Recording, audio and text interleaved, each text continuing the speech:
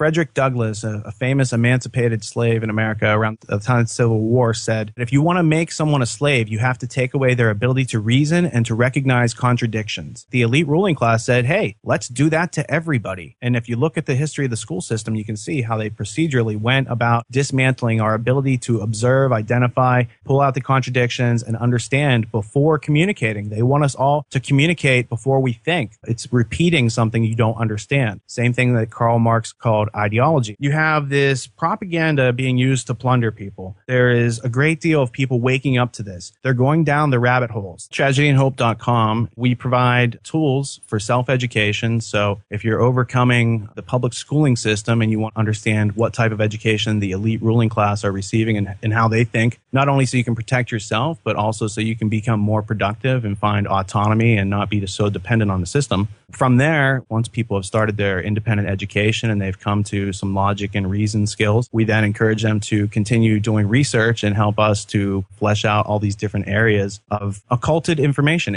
that is useful, that has been hidden purposely by the elite ruling class. And this power gap is how they create the financial gap. So their power and money and expression of greed is all based upon the unwitting participation of billions and billions of people. So we try to get as many of those people around the world to participate in our community and educate themselves, start doing research. My impression was that I had a lot of knowledge, and therefore I wasn't asking any questions as I went through my day. I was just getting things done and making a lot of money. And at one point, my illusions came up against reality, and reality is like a wall. And when your illusions hit them, they kind of smash, and you're left to try to put things back together and figure out what is really going on. It was kind of a rude awakening for me, and I wasn't surrounded by too many people who had any idea what was going on. So I had to stop and observe and identify what are the moving parts of these different political and economical, traumatic experiences that are going on, and identify the contradictions and remove them so that I could achieve a cogent understanding that actually reflected the terrain and not the corrupted map that they give everybody. A video called What You've Been Missing, and it was exposing the noble lie. And it was showing how this idea of the noble lie that's in Plato's Republic, that's used to control the people by the ruling class, has permeated up through today and takes the form of the neocons, the Likud Party, Aspen Institute, other New World Order type of working groups and foundations that are there to promote the idea of Anglo-Saxon rulership through the Cecil Rhodes legacy of De Beers and the Rothschild banking empire. It's getting to be a continuing state of idiocracy here in America. And when Mike Judge wrote that film a couple years ago,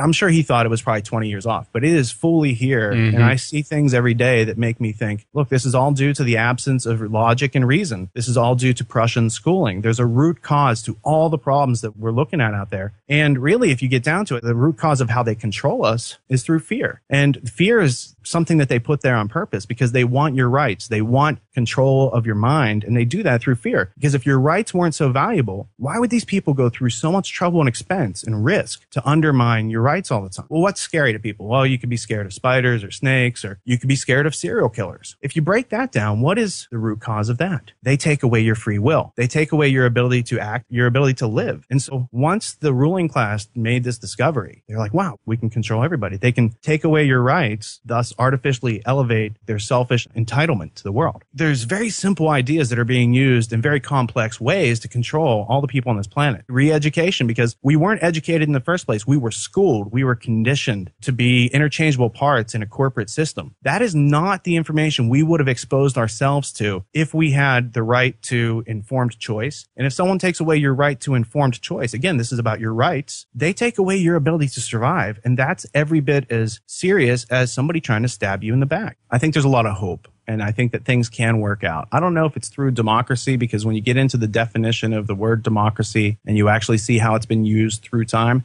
that might not be the system we need. We might need something that we don't have a name for yet, and that might be why it has eluded us this long. It's the illusion of knowledge that prevents people from discovering and asking questions. And that is what's keeping people from actually learning and asking these questions of who, what, where, when, why, and how, to understand the basics of something like voting. Now, before you decide on what candidate you want to go vote for, let's make sure that when you cast a ballot, it actually connects to the result. And what you'll observe is the results are driven by lobbyists and advertising and PR firms, slush funds, rigged election ballot boxes, and electronic voting fraud and vote counting fraud. Because I care not who votes or how many they vote for. It's all about who counts the votes. The point is, before you go and engage in believing that someone else can make better decisions for you than you can, before you go outsource your choice, your volition to somebody else, I wouldn't outsource what I'm having for dinner to somebody else if I had the choice, let alone let them have nuclear weapon access and all this other stuff to wage war, because other governments are all based on force, fraud, and coercion, and they use the military to back their law. And this is the convection current of power that's funded by the banking class and the elite ruling class and the royal class that still very much exists and meets around the world. Bilderberg is a great example of that. Started by the Knights of St. John, also known as the Knights of Rhodes, some of these other groups. So you have the Military Order of Malta that creates a corporate working group, and many of the heads are also involved in these other secret societies. That's why using the internet gives us hope these days if we learn how to use it for something other than pure entertainment. And once you understand that you're not a slave, that you're a prisoner, that once you're a prisoner, you can escape. But there's a great prevailing mood of Stockholm syndrome. It's where they're afraid to become free. They're afraid to do a little learning on their own. And it's so easy, especially once you get started, your mind gains momentum. You start to exercise your mental muscles. The elite ruling class cannot manage individual parts. And so they realized this. They created public schooling to indoctrinate everyone around the planet, to prioritize what your needs are, and then your values and ethics, your will on other people using force, fraud, aggression, and coercion. And yet, that opposite of reason and logic is the very definition of what governments are. It's the very definition of what corporate persons have been doing around the world for the past 150 years. There's a Cecil Rhodes Roundtable group, and out of that comes the Council on Foreign Relations, and out of that comes the CIA, and it works with the Mossad and helped with Operation Paperclip and all these different things that might come together on any given passage of research. And so if I made a map of my own that reflects what exists, it would be much more useful than what they gave us in public school. We're taught a non-conspiratorial version of history. Jorg Egel discovers that the natural form of history, the natural story being told by nature with humanity,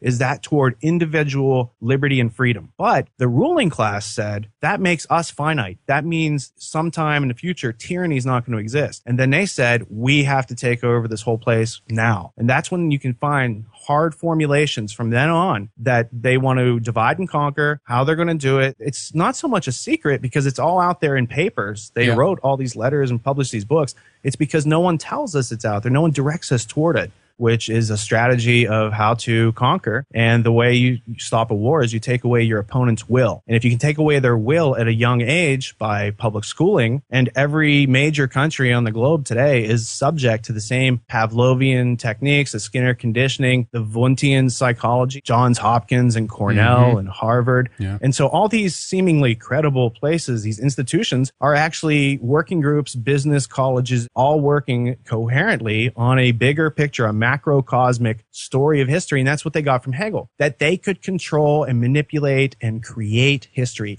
that history was dead in its natural form.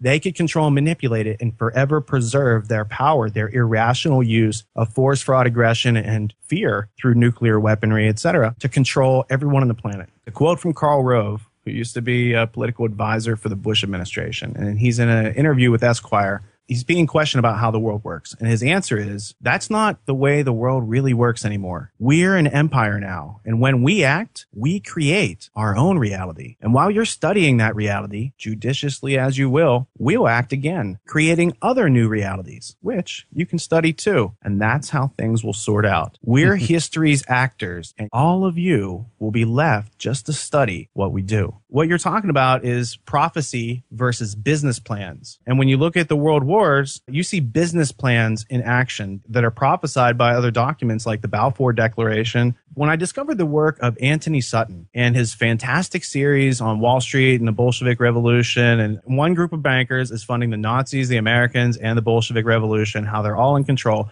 how this guy's not a conspiracy theorist. He's from Stanford University. He's from the Hoover Research Institute, and he gets fired because of what he's discovering and the political and economic conflicts. What he's doing is disturbing business. And they can't have that. The Carol Quigley book, Tragedy and Hope, A History of the World in Our Time, because that was such a mind-blowing, credible conglomeration. But what he's telling you is the version of history, what's told to the elite ruling class. This is their version of history. This is supposed to be a book handed to station agents, intelligence, and people who who needed to know the real version of what's going on. Quigley spends 20 years writing this book, and he's in the CFR archives. He's in the Royal Institute for International Affairs archives. He's using the actual documents and getting out this information. Here's how it works. These group of bankers, they fund the communists and the capitalists. And I couldn't believe all this stuff that he was dropping out. It's a touchstone from which you can get to all these other places. You can get to Anthony Sutton. You can get to John Taylor Gatto. So the idea of tragedy and hope is a coincidentia oppositorum, a union of opposites, because we don't want tragedy alone. But the tragedy is that we are not able yet to discipline and use our minds for ourselves. We need to be able to shape our own minds. That's autonomy. That's autodidactic learning. They want control of shaping your mind. They want you to be a human resource, an interchangeable part. And I think it's one of the cruelest tricks ever played on humanity. The devil may not exist incarnate in literal whatever, but irrationality is the evil. It's irrationality that we're seeing any place that we see evil going on. That's what we're talking about. That's our lack of accurate nomenclature when we just generalize and say, well, those people are doing evil things. No, they're doing irrational things. And why are they doing that? Because the people around them, the audience, does not have the intellectual self-defense to be able to dismiss the arbitrary, remove the contradictions, and get to what exists. It ends when you stop believing things that do not exist, because that's one of our greatest problems as humanity. That's where our fears come from. That's where beliefs come from. A belief is a shortcut and you're not getting to the place you want to go, or it's a rest stop. Bertrand Russell, from The Impact of Science on Society, says that education should aim at destroying free will so that after pupils have left school, they shall be incapable throughout the rest of their lives of thinking or acting otherwise as their schoolmasters have wished. And then he continues on, diet, injections, and injunctions will combine from an early age to produce the sort of character and the sort of beliefs that the authorities consider desirable. And any serious criticism of the powers that will become psychologically impossible, end quote. And the Truman Show analogy is really describing the Hollywood panopticon. Because the Truman Show, like, they're building that with the smart grid. They're doing all this stuff with the drones. Like, we live in terrariums, and we need to recognize that, because the cities that we live in are not self-sustaining. They're not using natural resources that we could be using. Why we can't do that? Then you get back to the same cartels, the same banks, the same corporations who are profiting from the wars, who are profiting from invading other countries, taking away people's sovereign free will in order to make them cogs in their machine. Who's in control of this planet? It's a philosophic corruption of our reality. It is the belief of solipsism, that there is no cause and effect, that there is no objective reality,